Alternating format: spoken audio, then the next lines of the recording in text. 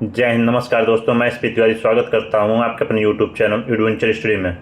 दोस्तों, आज हम railway group D PSC question paper के इस सेशन में 5 सितंबर के सेकंड शिफ्ट में रीजनिंग के प्रश्नों को हल करेंगे। तो चलिए शुरू करते हैं। इससे पहले अगर आप हमारे चैनल पर नए तो चैनल को सब्सक्राइब जरूर कर लें, जिससे आपको डेली आने वाले वीडियो का अपडेट मिलता रहे। चलिए शुरू करते हैं। पर्वत जो है वो पहाड़ियाँ हैं, PH लिख दिए पहाड़ियों को। कुछ पहाड़ियाँ चट्टान हैं, कुछ पहाड़ियाँ जो है वो क्या हैं, चट्टान हैं। सभी चट्टान जो है वो काली हैं, सभी चट्टान काली हैं। क्या बोला, कुछ काली पहाड़ियाँ हैं। काली आपके यहाँ पर है और पहाड़ियों को PH लिखे हैं। कुछ काली पहाड़ियाँ आपको दिख रही हैं, कुछ काली जो है पहाड़ियाँ हैं। हमारा निष्कर्ष से सही है, कुछ काली यहाँ पर आपको पहाड़ियाँ दिख रही हैं। सभी पहाड़ियों के पर्वत होने की संभावना है। सभी पहाड़ियाँ यहाँ पर हैं, कुछ पहाड़ियाँ पर्वत हैं, लेकिन यहाँ पे क्या लगाया, संभावना लगाया, यानी कुछ सभी पहाड़ियों के पर्वत होने की संभावना है। तो निष्कर्ष 2 भी हमारा क्या सही है। कुछ चट्टान पर्वत नहीं है, कुछ चट्टान जो है वो पर्वत नहीं, आपको बोला चट्टान और पर्वत में कोई रिलेशन नहीं दिया। ये आपका यहाँ पर चट्टान है और ये पर्वत है, चट्टान और पर्वत में कोई रिलेशन नहीं दिया। तो यहाँ पे क्या दिया, कुछ चट्टान पर्वत नहीं है। तो हम ये क्या है, हमारा निष्कर्ष गलत होगा।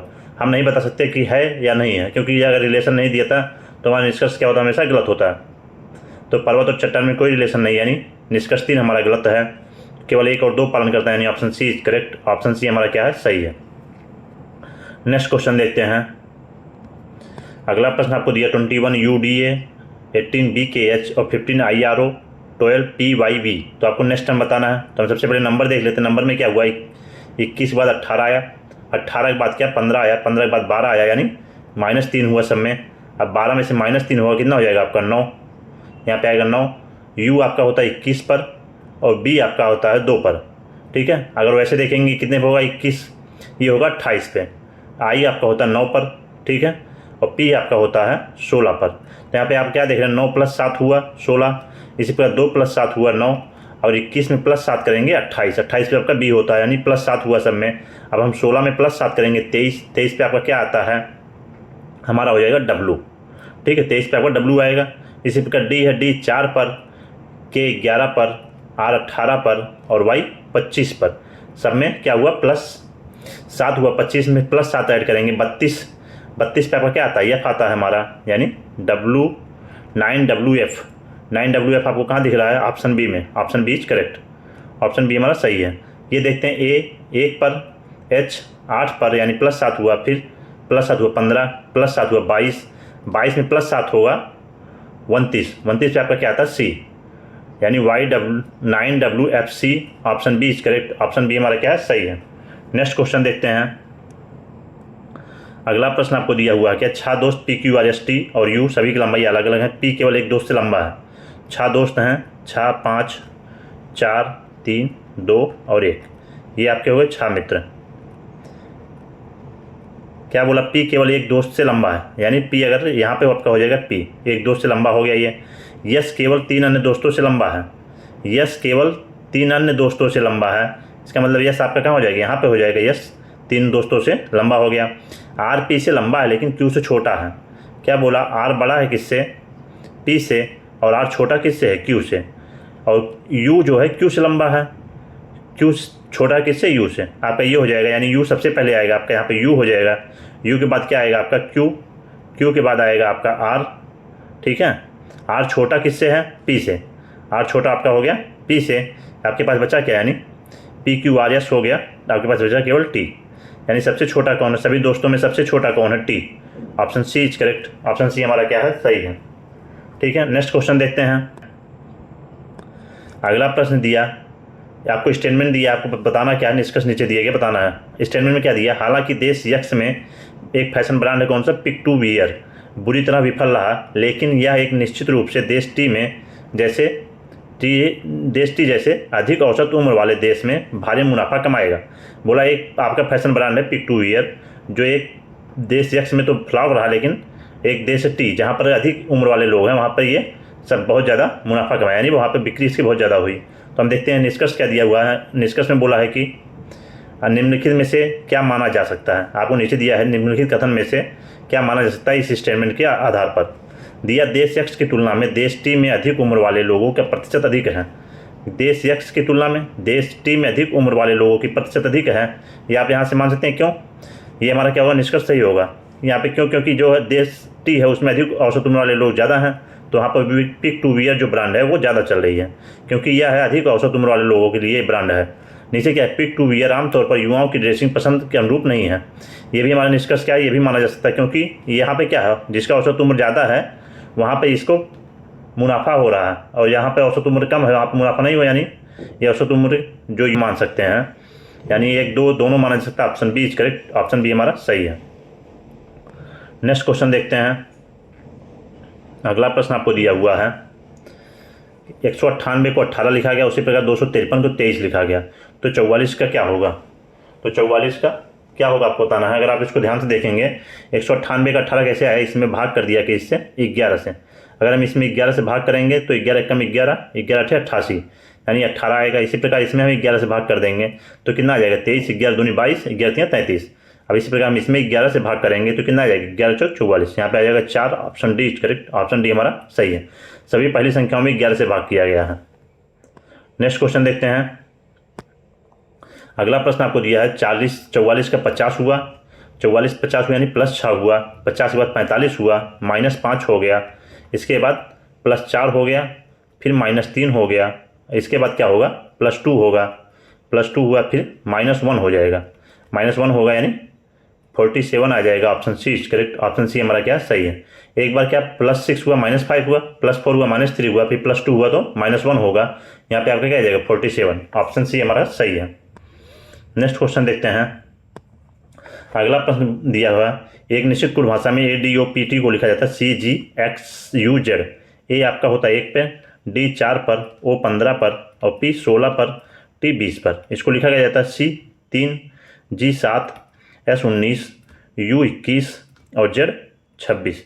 आप यहाँ पे देखेंगे क्या हुआ है, हमें यहाँ पे दिखेगा क्या, 1 + 2 3 हुआ, 4 + 3 7 हुआ, 15 + 4 19 हुआ, और इसी प्रकार 16 + 5 21 हुआ, और 20 + 6 26 हुआ, यानी 2 3 4 5 6 ऐड हुआ है। तो आपको कोड किसका बताना है, बूस्ट का बताना है, BOOST।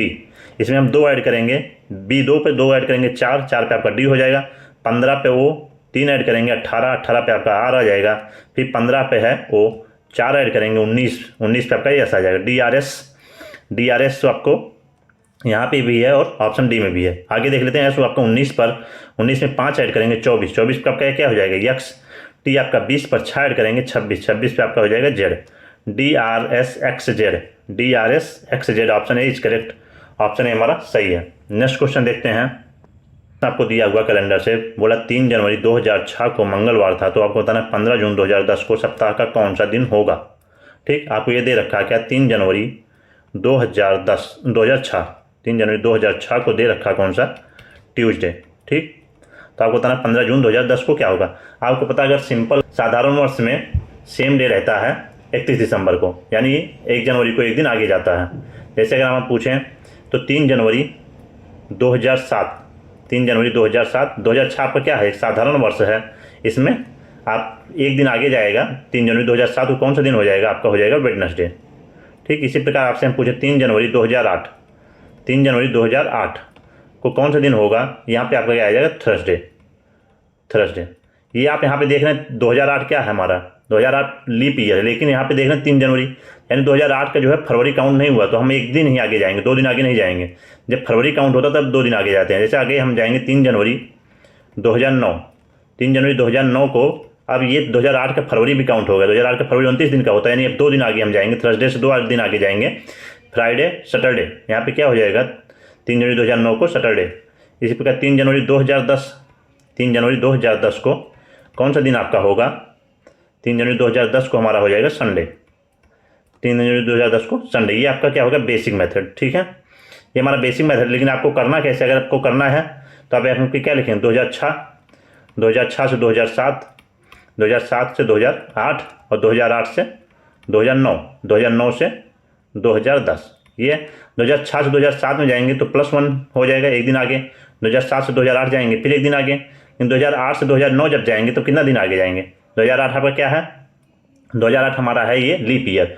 जब लीप ईयर में हम आगे जाते हैं 2 दिन आगे जाते हैं, यहाँ पे कितना +2, 2 दिन हम आगे चले गए। और 2009 से 2010 एक दिन आगे जाएंगे, यानी टोटल कितना हो गया, 5 दिन। ठीक, ये आ गया 5 दिन। आपको ऐसे डायरेक्ट करना, 5 दिन आगे जाना हमें किससे, मंगलवार से। और जब मंगलवार से 5 दिन आगे जाएंगे कौन सा दिन आ जाएगा, संडे आ जाएगा आपका। यानी 3 जनवरी 2010 को कौन सा दिन है, संडे।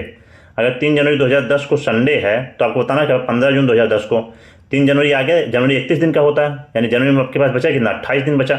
28 को जब हम 7 से भाग करेंगे आपके पास शेषफल कितना बचेगा, 0, यानी जनवरी का 0 दिन हो गया है एक्स्ट्रा। अब फरवरी 2010 आपका क्या है, साधारण वर्ष है, तो फरवरी 28 दिन का होगा, फिर हम 7 से भाग देंगे, 0 हो जाएगा, फरवरी भी 0 एक्स्ट्रा डे हो जाएगा। मार्च 31 दिन का होता है, जब 7 से हम भाग करेंगे, 7 चौक 28, यानी 3 दिन हमारे पास एक्स्ट्रा होगा। और अप्रैल आपका 30 दिन का, 7 से भाग के 7 चौक 28, 2 दिन एक्स्ट्रा हुआ। मई 3 दिन एक्स्ट्रा होगा।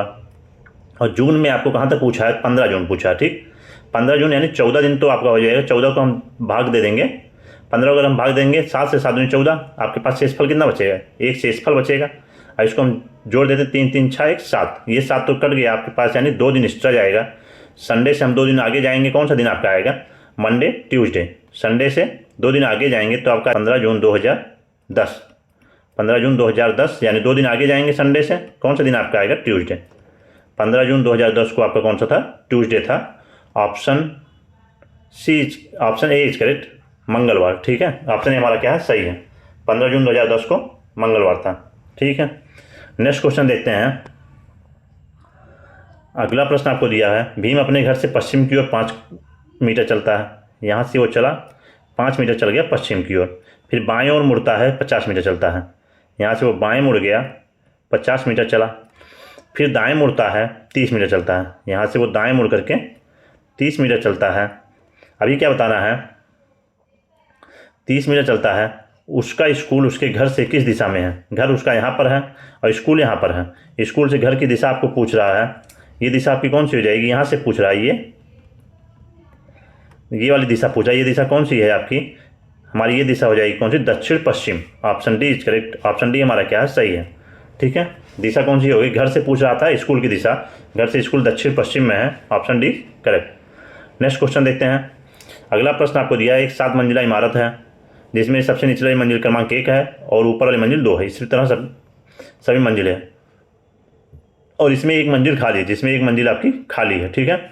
7 फ्लोर की मंजिलें हैं, ये क्या हो जाएगा, 7 6 5 4 3 2 और 1, ये 7 फ्लोर की आपकी मंजिल हो गई। क्या बोला है, टी 7वीं मंजिल पर और डब्लू पहली मंजिल पर रहता है। टी 7वीं मंजिल पर हो गया, डब्लू पहली मंजिल पर हो गया। वाई आर और डब्लू के बीच में रहता है, वाई जो है आर और डब्लू के बीच में रहता है। अगर आपका यहाँ पे आर होगा तो यहाँ पे आपका क्या हो जाएगा, वाई, आर और डब्लू के बीच में वाई रहता है, आर और डब्लू के बीच कोई भी मंजिल खाली नहीं है, यहाँ पे कोई भी मंजिल खाली नहीं है। 5वीं मंजिल पर ई रहता है, ई आपका हो गया 5वीं मंजिल पर, ई 5वीं मंजिल पर रहता है। केवल क्यू टी और ई के बीच रहता है, क्यू जो है वो टी और ई के बीच में रहता है, यानी क्यू का भी स्पेस कहाँ हो जाएगा, क्यू का प्लेस ये हो गया टी और ई के बीच में। तो आपको बोला कौन सी मंजिल खाली है, कौन सी मंजिल खाली है, चौथी। Option C is correct, option C हमारा क्या है, सही है, चौथी मंजिल खाली है। नेक्स्ट क्वेश्चन देखते हैं। अगला प्रश्न आपको दिया, कन्फर्म के सभी अक्षरों को अल्फ़ाबेट क्रम में अरेंज कर दिया जाता है तो इस प्रकार बने। शब्द में बाएं से चौथे और दाएं से दूसरे अक्षर के बीच अंग्रेजी वर्णमाला के कितने अक्षर आएंगे, कौन सा दिया, C O N F I R और यम, ये आपको दे रखा है। इसको अरेंज कर दिया तो यानी सी सबसे पहले आएगा, सी के बाद आएगा एफ, एफ के बाद आपका आ जाएगा आई, आई के बाद एम, एम के बाद आपका हो जाएगा एन, के बाद आपका आ जाएगा ओ, ओ के बाद लास्ट में आपका हो जाएगा आर। ये आपका अल्फ़ाबेट क्रम में अरेंज हो गया। अभी बोला बाएं से चौथा, बाएं से चौथा आपका कौन हो जाएगा, एम, और दाएं से दूसरा आपका हो गया ओ। एम और ओ के बीच में कितने वर्ड हैं, एक वर्ड है, यानी एम एन ओ, केवल एक होगा। Option A is correct, option A हमारा क्या है, सही है। बोला यहाँ से एम और ओ के बीच में कितने वर्ड आएंगे, एम और ओ के बीच में एक वर्ड आएगा, यानी option A is correct, option A हमारा सही है। नेक्स्ट क्वेश्चन देखते हैं। अगला प्रश्न, 8 व्यक्ति P Q R S T U V W एक आयताकार मेज के परितः बैठे हुए हैं, 4 कोनों पर और 4 भुजाओं के मध्य पर हैं और इनका मुख किधर, अंदर की ओर है। यहाँ पे क्या बोला, इनमें 8 व्यक्तियों में से 3 महिलाएं हैं जो एक दूसरे के ठीक बगल में नहीं बैठी हैं, ठीक। यू जो कि एक महिला है, वी और डब्ल्यू के ठीक बगल में बैठी है। यू जो एक महिला है वी और डब्ल्यू के ठीक बगल में बैठी है, क्यू यस और वी दोनों के ठीक बगल में है, आर जो कि एक महिला है क्यू के बाईं और दूसरे स्थान पर बैठी है, आर जो कि एक महिला है क्यू के बाईं और दूसरे स्थान पर, अगर क्यू यहाँ पर होगा क्यू का बायां इस साइड में आ जाएगा, दूसरे स्थान पर आपको कौन बैठेगा, आर। आर क्या है, महिला, यानी हम इसको निगेटिव लगा दिए, ये क्या हो जाएगी, महिला। आर एक महिला हो गई क्यू के बाईं और दूसरे स्थान पर, क्यू आपका क्या हो गया, पुरुष, तो हम इसको प्लस लगा दिए। क्यू यस और वी दोनों के ठीक बगल में बैठा है, क्यू जो है यस और वी दोनों के ठीक बगल में बैठा है आपका, यानी यस वी यहाँ हो सकते हैं या यस वी यहाँ हो सकते हैं। आगे बोला वी जो कि एक पुरुष है, टी जो कि एक महिला है कि बाईं और तीसरे स्थान पर है, वी जो है टी के बाईं और तीसरे स्थान पर है, टी के बाईं और तीसरे स्थान पर आपका कौन है, वी।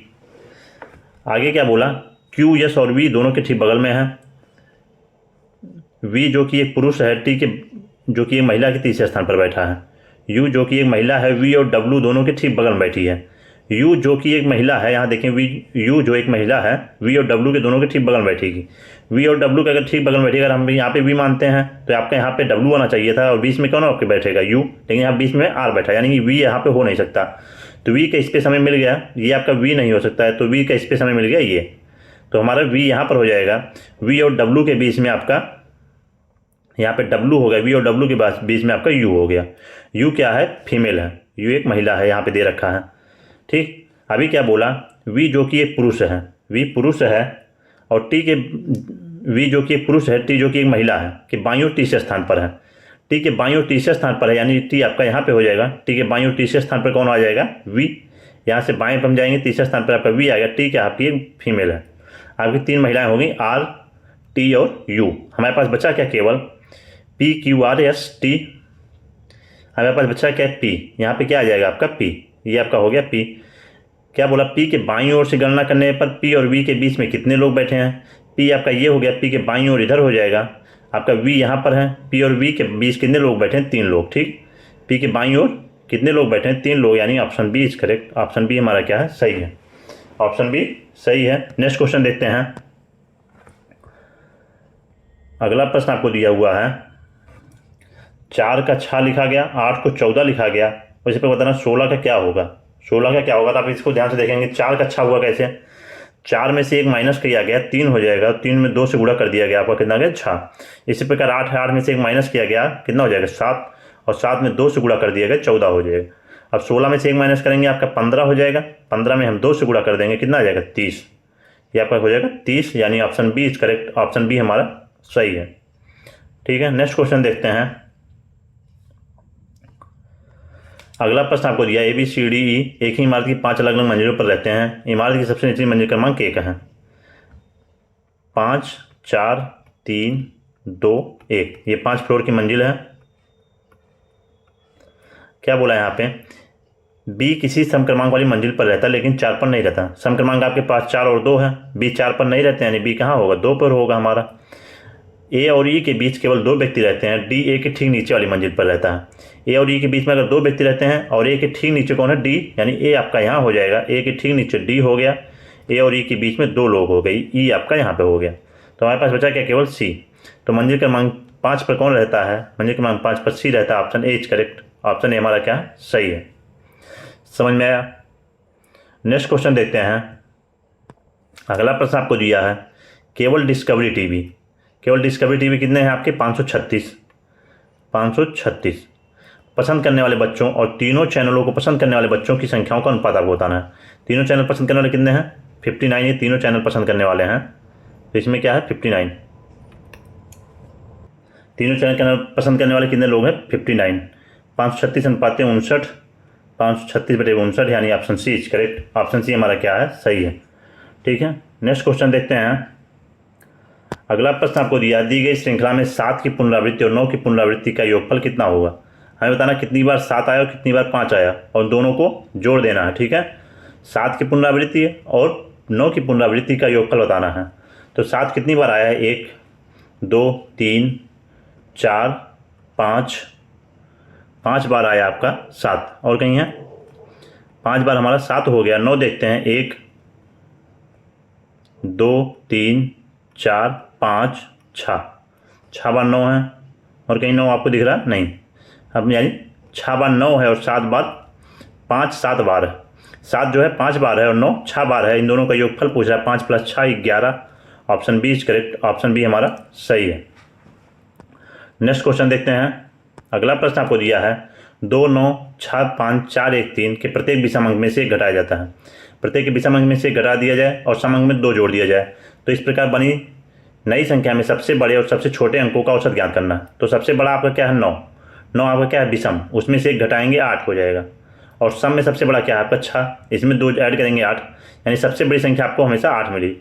सबसे बड़ी संख्या 8 हो गई। और सबसे छोटी संख्या आपको पूछी जाए, सबसे छोटी संख्या हमारी 1 है। एक विषम, इसमें से एक माइनस कर देंगे, कितना हो जाएगा 0। 8 और 0 सबसे छोटी संख्याओं के अंकों का औसत पूछा है। यहाँ पे आपको ध्यान से पढ़ेंगे, क्या दिया है, औसत दिया है, अंकों का औसत, यानी दूसरी संख्या में सबसे छोटी संख्या मिल गई 0। तो 8 + 0 को हम जोड़ दिए तो कितना हो जाएगा 8।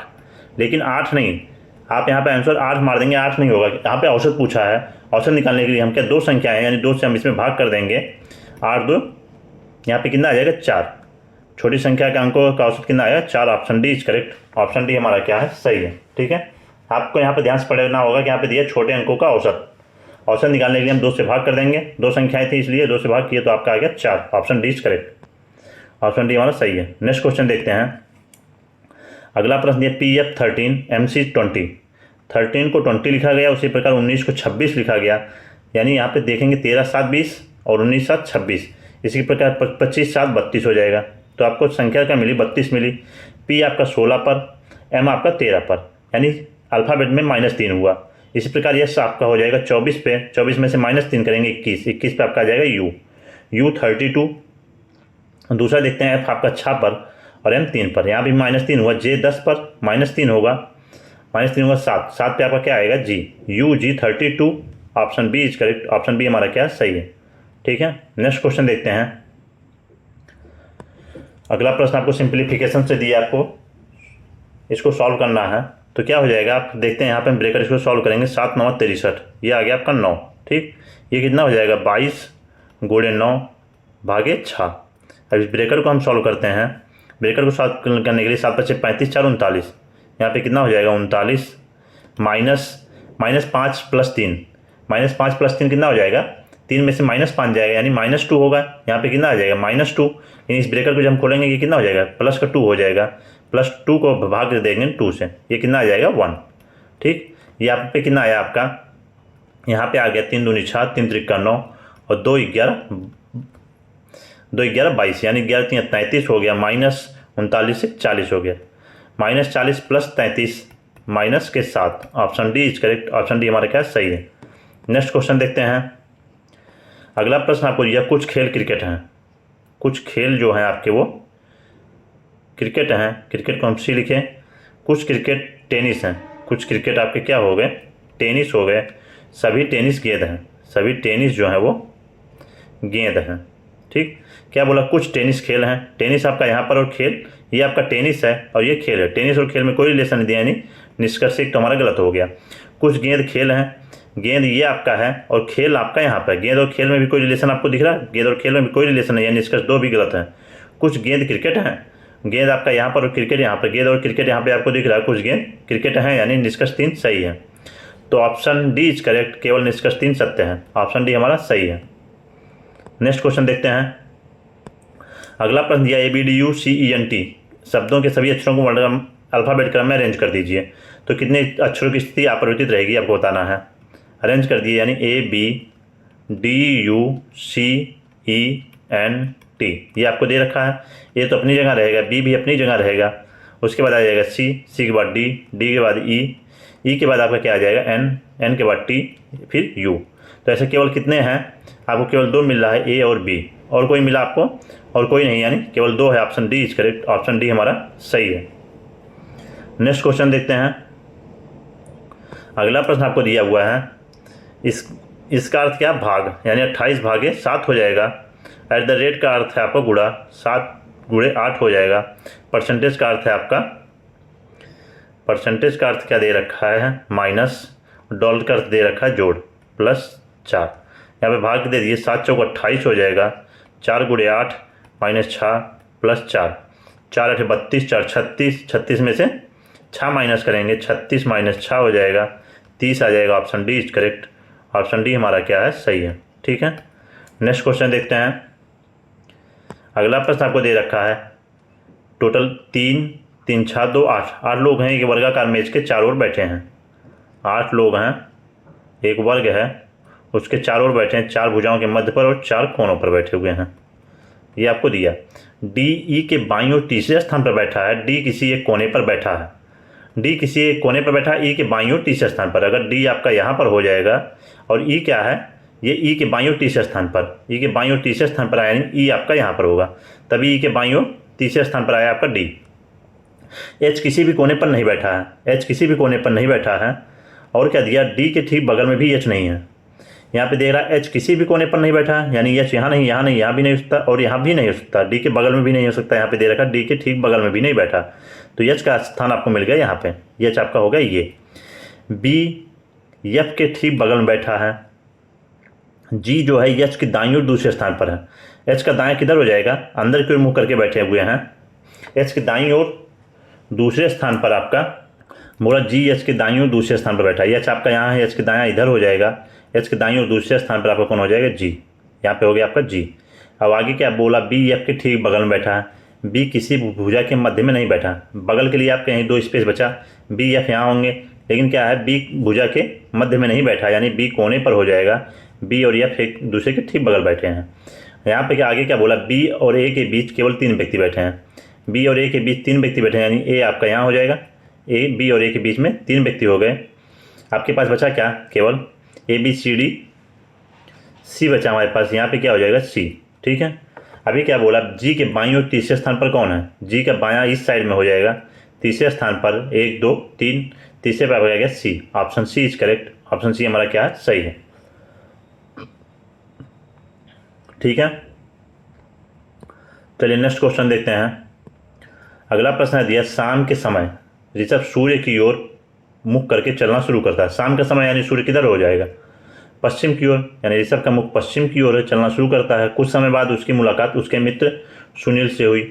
उनसे बात करने के बाद ऋषभ दाईं ओर मुड़ा। ये पश्चिम की ओर चल रहा था, पश्चिम की ओर चल रहा था, और सभी मोड़ कितना है, 90 डिग्री के हैं। पश्चिम की ओर चल रहा था, यहाँ से दाएँ मुड़ेगा, यानी उत्तर दिशा साइड में मुड़ गया। ठीक, दाईं ओर मुड़ा। कुछ देर चलने के बाद अगले चौराहे से बाईं ओर मुड़ा, यहाँ से फिर वो बाईं ओर मुड़ गया, और अंत में वह पुनः बाईं ओर मुड़ा। इधर चल रहा था, फिर वो बाईं ओर पुनः मुड़ गया, यहाँ से बाईं ओर मुड़ गया। तो अभी पूछ रहा है वो ऋषभ किस दिशा की ओर चल रहा है, तो ऋषभ की कौन सी दिशा है, नीचे चल रहा है, यानी दक्षिण की ओर। Option D is correct. Option D हमारा क्या है, सही है। नेक्स्ट क्वेश्चन देखते हैं। अगला प्रश्न आपको दिया, 6 मित्र A L V P Q और एम में प्रत्येक की लंबाई अलग अलग है। पी की लंबाई केवल 4 अन्य मित्रों से अधिक है। 6 मित्र हैं, ठीक, पी की लंबाई 6 मित्र हैं, 6 5 4 3 2 1, ये 6 मित्र हो गए। ठीक, अभी क्या बोला, पी की लंबाई केवल 4 अन्य मित्रों से अधिक है। 4 अन्य मित्रों से पी की लंबाई अधिक है, यानी पी आपका हो जाएगा 5 पे, तभी 4 मित्रों से अधिक हो गया। यहाँ पे वी की लंबाई केवल 1 मित्र से अधिक है। वी की लंबाई केवल 1 मित्र से अधिक है, वी आपका ये हो गया। क्यू की लंबाई एम से अधिक है। क्यू बड़ा है किससे, एम से। क्यू ऊपर होगा एम से, लेकिन ए से कम है, और क्यू छोटा होगा ए से, यानी ए जो है ऊपर होगा क्यू से और क्यू ऊपर होगा एम से। ए की लंबाई सबसे अधिक नहीं है, ए आपका यहाँ नहीं हो सकता, यानी ए आपका यहाँ पे होगा। इसके नीचे कौन होगा, ए के नीचे क्यू होगा, और क्यू के नीचे आपका आ जाएगा यहाँ पे एम। ठीक, आपके पास बचा क्या, केवल हमारे पास बचा एल। तो सभी मित्रों में किसकी लंबाई सबसे कम है, सबसे कम लंबाई किसकी, एम की। Option B is correct. Option B हमारा क्या है, सही है। सबसे कम लंबाई किसकी है, एम की। चलिए नेक्स्ट क्वेश्चन देखते हैं। अगला प्रश्न आपको दिया, 6 4 7 2 3 1 1 में प्रत्येक विषमांक से 1 घटाया जाता है और प्रत्येक समांक में 2 जोड़ा जाता है। विषमांक से 1 घटाना है, समांक में 2 जोड़ना है। तो इस प्रकार बनी संख्या में बाएं से दूसरे और दाएं से दूसरे अंकों का योगफल क्या होगा। तो बाएं से दूसरा आपका 4 है, 4 आपका क्या है, सम है, तो ये आपका हो जाएगा 6। और दाएं से दूसरा 1 है, 1 से 1 घटा देंगे, 0 बचेगा, 6 + 0, यानी आपका आ जाएगा 6। Option D is correct. Option D हमारा क्या है, सही है। नेक्स्ट क्वेश्चन देखते हैं।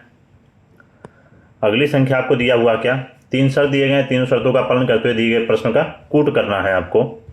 तो पहला शर्त क्या है, यदि पहला घटक एक सम संख्या है, पहला घटक आपको यहाँ पे एक सम संख्या मिल गया, अंतिम घटक एक विषम संख्या है, अंतिम घटक आपको एक विषम संख्या मिल गया, तो इसको क्या करना है, पहले और अंतिम घटकों को के रूप में कोडबद्ध किया जाना चाहिए। तो पहला और अंतिम जो घटक होगा उसको के रूप में कोडबद्ध किया जाएगा, यानी के यहाँ भी आएगा शुरू में और के लास्ट में भी आएगा। के शुरू और लास्ट में आपको कहाँ पर दिख रहा है, केवल हमें एक ऑप्शन में दिख रहा है, यानी ऑप्शन सी ही हमारा सही होगा। Option C is correct. अगला ये दूसरे और तीसरे घटक दोनों सम संख्या है, दूसरा आपका प्रतीक है, तो हमें शर्तों का पालन नहीं करना है। ये पहला घटक एक संख्या है, पहला घटक एक संख्या मिलेगा, अंतिम घटक एक प्रतीक है, अंतिम घटक आपकी एक संख्या है, शर्त 3 का भी पालन नहीं करना है, तो केवल शर्त 1 का पालन करना है, के और के। तो option C is correct, option C हमारा क्या सही है। और डॉलर का कोड क्या दे रखा है आपका, ये डॉलर का कोड है एच, के एच। इसी प्रकार आप कोड कर लेंगे तो आपका आएगा option C, option C is correct. Next question देखते हैं। अगला प्रश्न आपको दिया है 9 का 26 हुआ, 26 का 40 हुआ, 40 का 61 और 61 का 89। तो नेक्स्ट टर्म आपको बताना है अगली संख्या क्या होगी। 19 7 26 और 26 14 40, 14 21 61, 21 और 21 28, 21 28 कितना हो जाएगा 89। तो आपके यहाँ पे दिख रहा है क्या, 7 के मल्टीपल में है, ये 7 के गुणक हैं, 7 दूनी 14, 7 त्रिक 21, 7 चौक 28। अगला क्या होगा, 7 5 35, इसमें 5 जुड़ जाएगा यानी यूनिट डिजिट 4 आएगा। Option A is correct, option A हमारा सही है।